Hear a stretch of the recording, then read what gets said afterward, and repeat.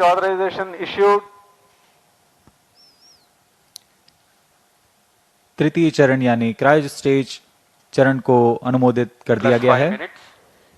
Shar and Port Blair ground stations continue to acquire data. L1 10 is separated. Cryo stage ignition command.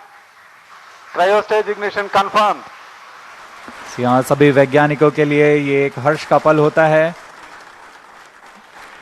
Range निदेशक द्वारा भी इसकी पुष्टि की गई। द्वितीय चरण को सफलतापूर्वक बनकर यान से पृथक कर दिया गया है तथा अंतिम चरण तृतीय चरण प्रज्वलन शुरू हो चुका है।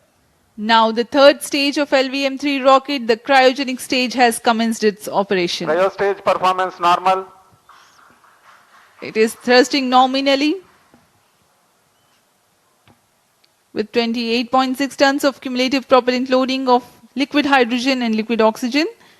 The engine develops 200 kilonewtons thrust.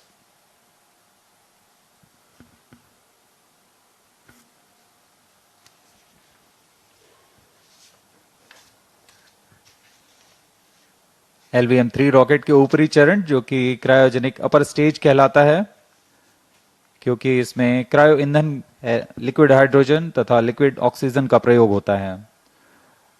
यह इंजन गैस टरबाइन की मदद से लगभग 200 किलोन्यूटन का सामान्य प्रणोद उत्पन्न करता है।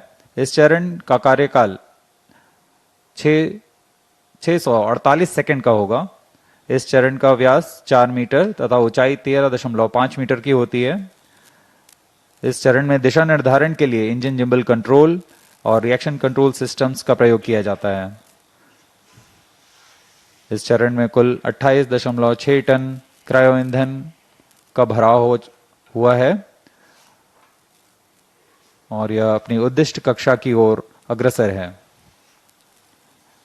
क्रायो चरण सबसे जटिल इंजन माना जाता है क्योंकि क्रायो ईंधन जैसे लिक्विड ऑक्सीजन जिसका कि बॉइलिंग पॉइंट -253 डिग्री सेंटीग्रेड और लिक्विड ऑक्सीजन का बॉइलिंग पॉइंट -183 डिग्री सेंटीग्रेड होता है।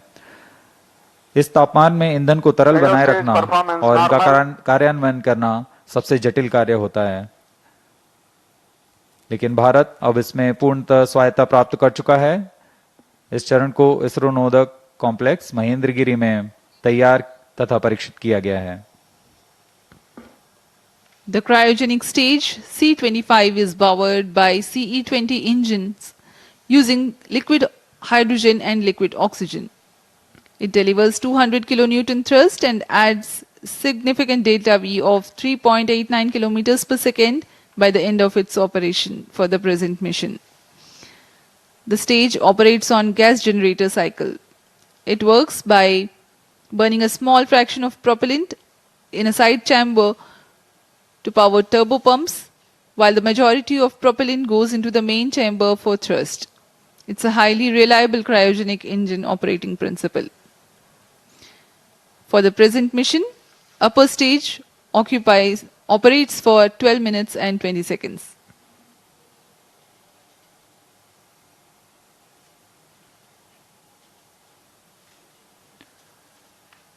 वर्तमान में पोर्ट ब्लेयर स्थित रडार स्टेशन हम तक आंकड़े उपलब्ध करा रहे हैं, जिससे हमें यह जानकारी मिल रही है कि यान पूरी तरह सुरक्षित और सामान्य प्रदर्शन कर रहा है और अपने उद्दिष्ट पथ की ओर अग्रसर है।